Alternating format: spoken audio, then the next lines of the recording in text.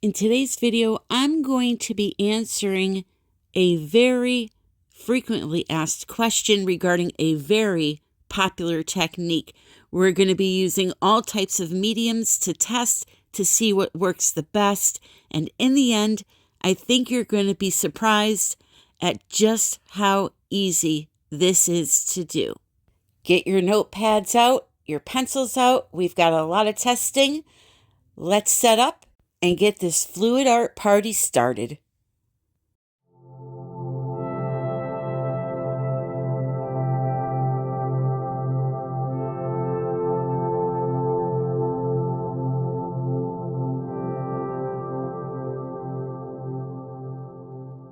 Hello, my friends. Welcome back to another video. Thank you so very much for joining me today.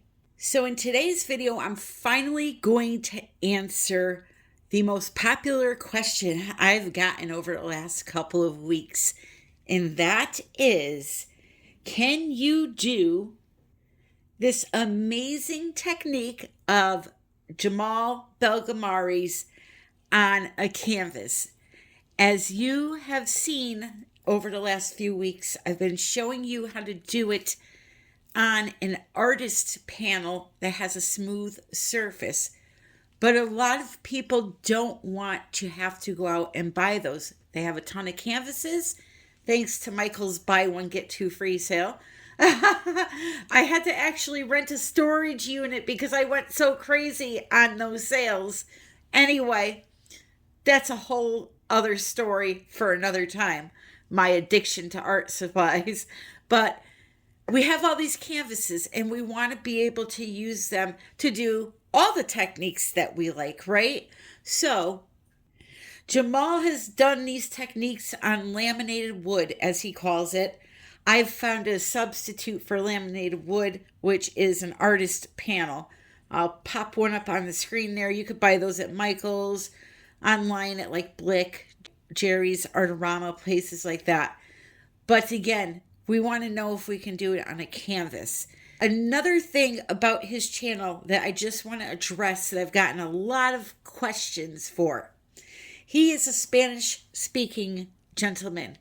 His videos are all in Spanish, and a lot of you have written me saying, I love to watch his videos, but I don't understand them. There's no subtitles. However, there are subtitles. You just have to turn them on. On the screen now, I'm going to show you the steps that you need to take to turn on those captions, and then you'll be able to see what he's saying in his videos. However, I will say the captions are pretty annoying because they block your view. Okay, here's how you turn on the captions. Go to the upper right-hand corner, click on the little cog, click on captions, and then turn on captions. Or select your language. There's multiple language there. Then you'll see the captions come up. So let's do this again. Up in the upper right-hand corner of YouTube, click on the little wheel, click on captions, and then click your language, and they will come up. All right, let's get down to testing. Okay, so to be able to try to do this on a canvas, you first have to spray something on a canvas, or else the water is going to just soak in, the color's just going to soak in, and you're not going to get that nice blending, shading, 3D look.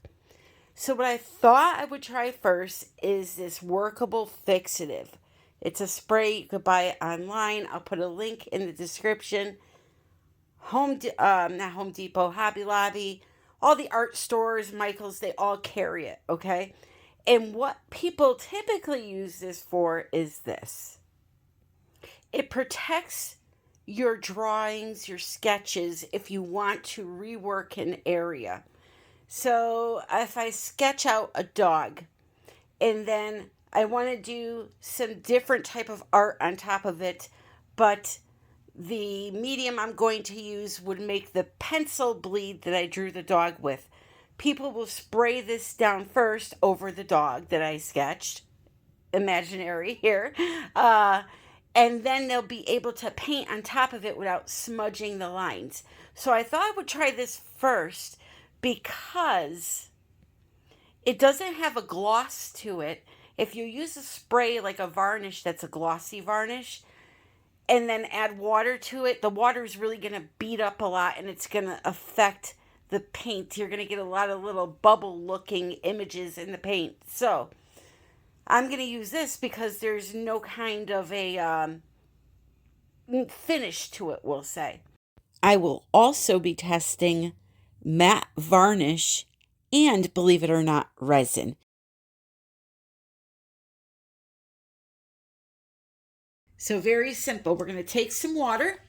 I'm going to lightly spritz the canvas just like that. Just very light mist. And then here I have just some dark blue paint that's thinned down with some water. All right. Consistency doesn't really matter. Neither do ingredients really, because I used paints with pouring medium in them and they worked. I've used my paints mixed with Floetrol. They worked. You just want it to be somewhat thin, flowing off a stick, okay?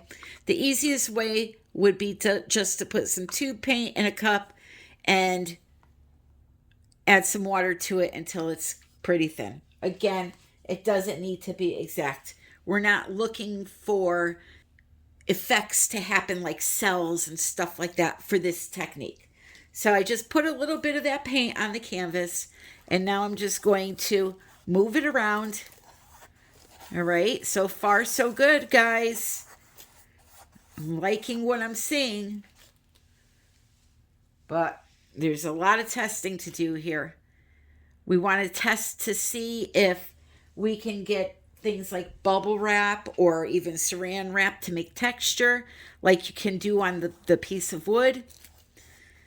So let's just blend this out here, or not blend it out, spread it out. Just like this.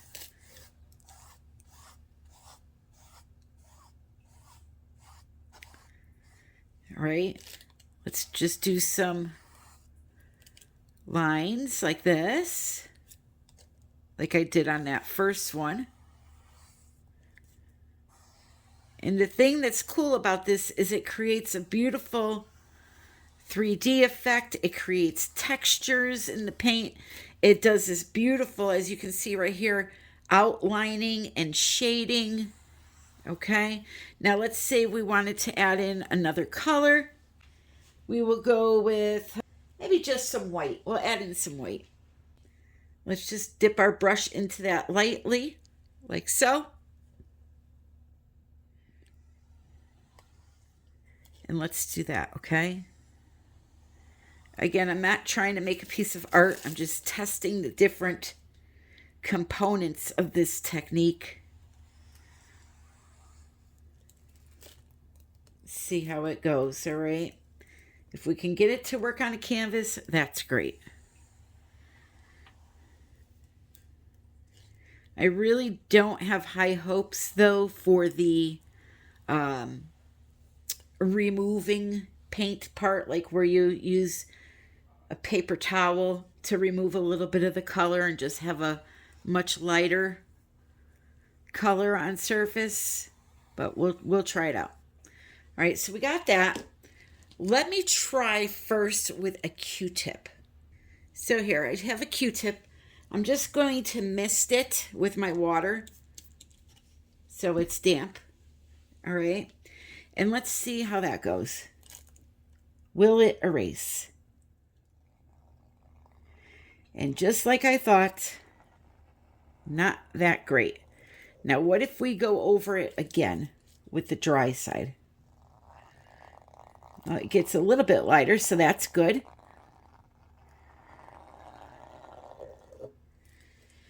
All right, still a little dark down here. Another thing is that if you watch Jamal's videos, there's something that he does with his finger where he'll go ahead and do this motion and he'll go all the way up. Okay? I don't know if you can see what happened right there, But can you see the little bit of grooves, almost like a bamboo stalk? Would it be bamboo that looked like that? So if it's wet enough, you might be able to still do that. Let's see here. Let's take the brush. Let's do a nice wide one. All right. I'm going to come back this way.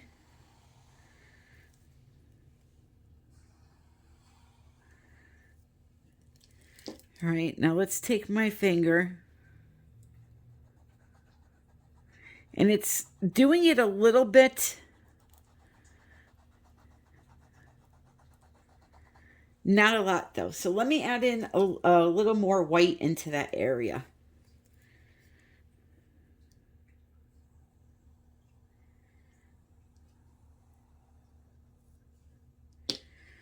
All right, let's try it again.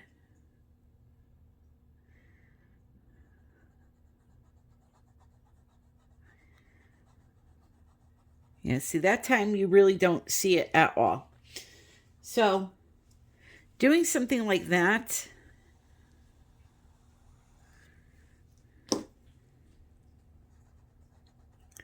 may be limited on a canvas. I can lightly see it, but nothing like on the piece of wood. Also, on the piece of wood, if I take a napkin and I go like this,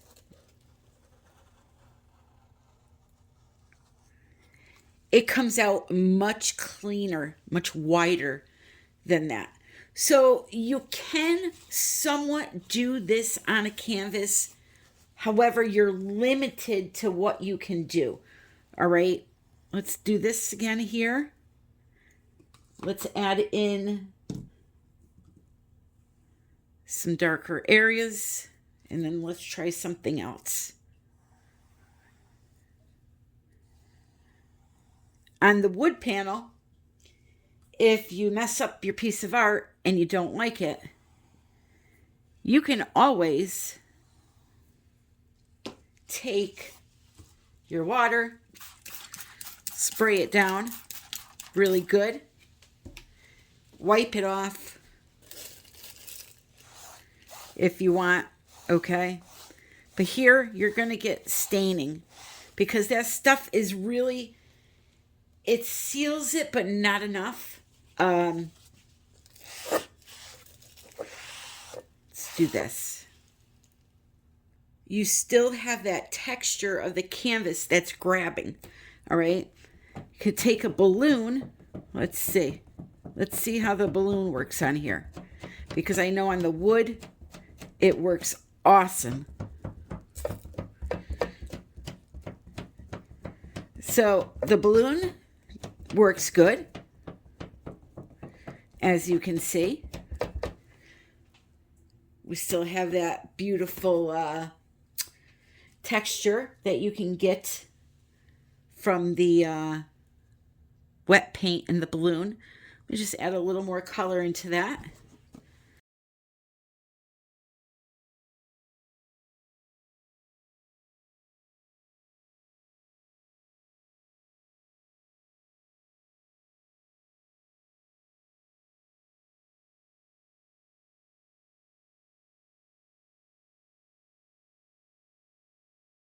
Look how 3D that looks. I mean, and you saw how easy that was for me to do. It looks like there's layer upon layer, all right? So the canvas will work for stuff like that.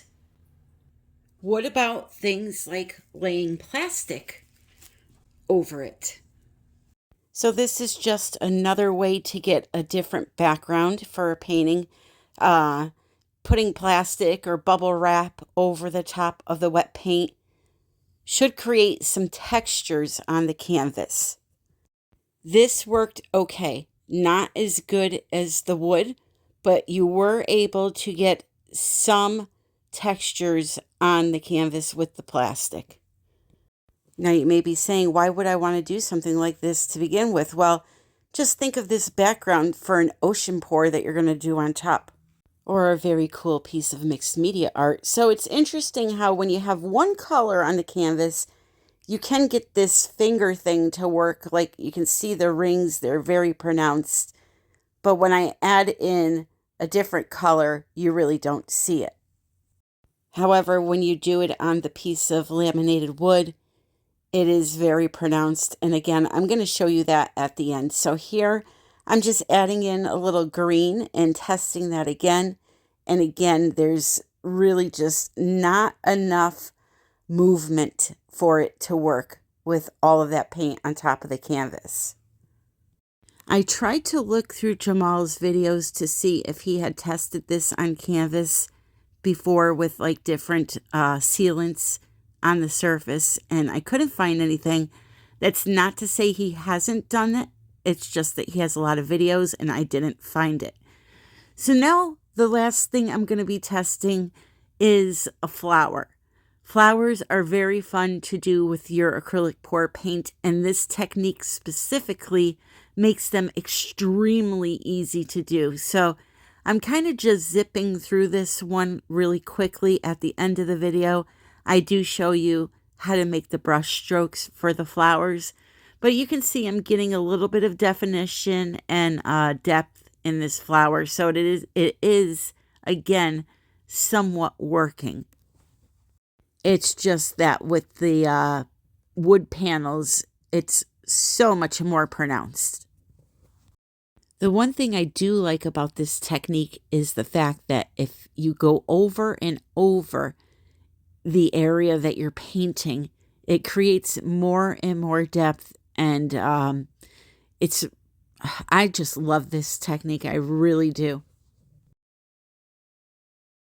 That's the test on the canvas with the workable fixative. Now I'm going to show you another test I did that was on a canvas board, and I used matte varnish. Here is that test.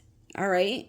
You can see that I was able to get some nice looking petals on the flower. And I used multiple colors. So the green was all my acrylic pour paint. I just drizzled, like I did here, drizzled some on this canvas, did the whole swirly thing with the brush, added in my brush. I dipped it into white fluid paint, did this, and then did the flower with all fluid paints. Okay, nothing from the tube. The only thing that came from the tube was the little dots in the center that I did for the flower. But you can see I got a nice 3D looking flower there out of doing that. And this was matte varnish from a can, and it was the Golden brand matte varnish. But even like this still, you could still see we're still getting some nice looking depth, 3D looking, right? See how much depth that creates? Just doing something simple like that. Now imagine doing something like that, letting it dry and resining it. Then you bring out the big guns and do some art on top of that dry resin surface, which, by the way, I've been working on dry resin surfaces for about 5 years now. It is absolutely doable. The only thing is when you're done working, you have to do another coat of resin, or else your acrylic paint will chip off. But it's definitely doable. All right, here we go. I have a canvas. I have some KS Liquid Art Ultra UV resin. I'm going to put some on the surface, a very thin layer of it, just to coat the surface. So I'm going to use a little sponge brush to put it on. I don't want a big thick layer. It's not necessary. Not that it would change the outcome. It's just not necessary. So I put a nice thin layer as if it was a thin varnish layer on the surface, and then I let it dry for 24 hours. So now here's my test, and I have sped some of this up because it's just a very long video. So I tested the resin with a little spritz of water. I tested it just by itself. I'm sorry, not the resin, the paint on the resin surface. And it behaved the same whether there was water or not. So the water is not necessary with resin. The reason why it glides so easily is because that surface is so slippery. Now, I did use a yellow color here, which in a minute I'm going to switch over to blue so you can see just how well this works. But I thought I would test a few things. So I put some red on a balloon and started smashing it all over the surface to see if I got those nice defined lines, which I did. I also tested the wiping away the paint or using the Q-tip to get that white back into the painting. That worked wonderfully on the resin surface. As you can see here, the balloon is working fine. So resin is definitely a option if you want to use a canvas and just put a little bit on there. Now I went and added some white to the balloon, which really muddied things up. Well, it didn't muddy it. It's just, it made it all a coral color. So that's why I decided to come in with the blue and start over. And by the way, with a resin surface, if you don't like it when you're done, you can absolutely spray some water on there and wipe it all away. But here on this side where it was white, you can see how nice the balloon works. Yeah, it makes some beautiful textures and worked really well. So now I wiped it all away. As I said, I sprayed some water on there, wiped it all away. And now I'm putting the blue down and I'm going to test out everything I've been testing with this technique. You can see you can get some really nice shading and depth and all of that you do on the wood. The paintbrush glides around really easily. And yeah, I really enjoyed working on the resin surface. It felt just like the laminated wood. The one thing you don't want to do when doing this technique is dilly-dally too much. So have your design in mind before you start. You can obviously take your time, but the longer the paint is out in that open air, the faster it's going to dry. So, you know, there's only so much time that you have to work with this. Again, you don't have to rush per se, but you also don't have unlimited amounts of time. So I'm trying the finger thing here and it's somewhat working. Again, it's not doing it as good as on the piece of wood, but I did notice something when I tried this second test here. If you take your pinky and just tap it along, it makes that grooved look, which was really cool. It's just sliding it. The resin surface is actually too slippery. There's a happy medium for these things. That's why the wood is perfect. And honestly, I know that, you want to be able to do it on canvas. And there are some things that you can do on canvas, as I've shown in this video. But if you want to do fancy things like this, I would save it for the wood. Flowers, however, are gorgeous on the resin surface. Again, I'm going to show you some really pretty brush strokes and how to do these simple flowers. I am not a good painter, I promise you, and it just made it so easy, this technique, to achieve something like a pretty flower. So, speaking of 3D, I have a new technique I'm going to be showing you with 3D acrylic pours, multi-level 3D acrylic pours. So I hope you tune in next Sunday. Make sure you hit that subscribe button and notification bell, and you're not going to want to miss that. So now you'll notice I'm doing the center of this flower, and it's getting very purple from the red mixing with the blue, which is normal. So you want to consider what colors you use together, because they will turn to mud if they're not the right colors. This happened to be a happy accident, however, because I kept moving that paintbrush around that circle, and I will show you this after, and it made the most gorgeous flower. Wait till you see this. Look at this. Look at the depth I was able to create in the 3D effect. Yes, I know the red makes no sense there. We're just going to ignore those petals. But check this out. It looks like row upon row. I mean, it looks like it's popping out of the canvas. And even here, even though I wasn't able to do the slide thing with my finger, I was able to do a tap thing with my finger and get that cool effect. So I'm going to say resin will definitely work if you want to try this. So just take a canvas, put a very thin coat of resin like I did on it, and let it dry, and then begin to create. And you can see I got the same kind of effect using the paintbrush and just doing some squiggly lines. I added a little bit too much white paint there, but that's a cool look. I mean, I'm very, very happy with this. So I'm going to try to do another mini flower, see how that comes out, and then we'll finish up this video. So now this is a piece of wood. This is a ampersand brand artist panel, and it has a 3/4 inch wood side that I have protected with tape. I spritzed it with some water, poured the blue on, and spread it out like every other painting. Once I had it covered, I took some of my red acrylic pouring paint, which, by the way, was mixed with Floetrol, this one. Again, ingredients don't matter because we're not looking for effects or anything like that. Also, the thickness of the paint doesn't really matter. As long as it flows off the stick, it'll work.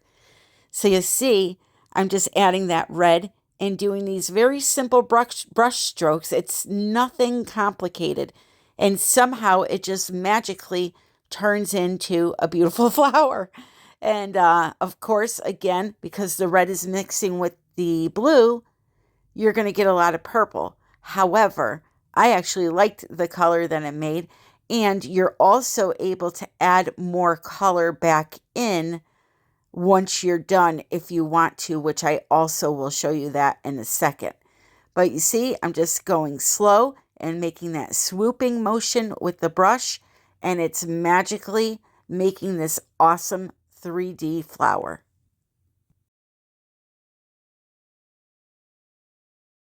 So now I'm just dipping my brush in the red and just adding a little bit back in there.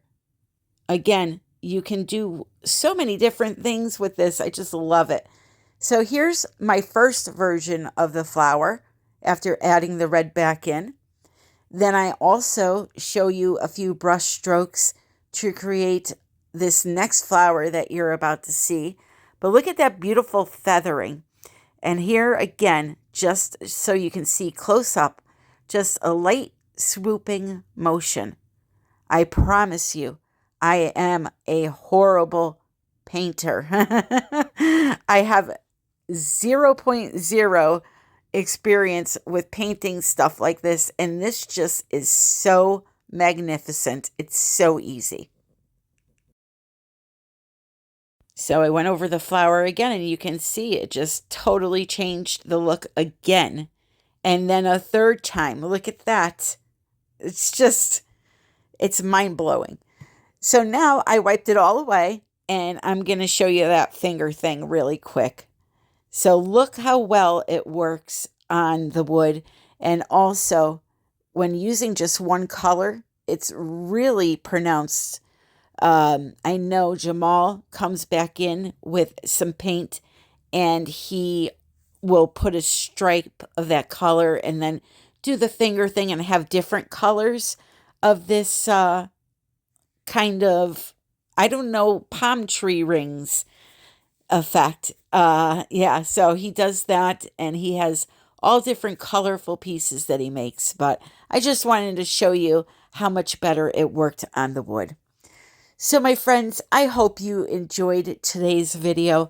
If you did, please click like, please remember to comment, and please subscribe to the channel. In the description, you will find all kinds of information on products. You will find discount codes for those products. You'll find the link to Jamal's channel and also the links to follow me on other social media platforms.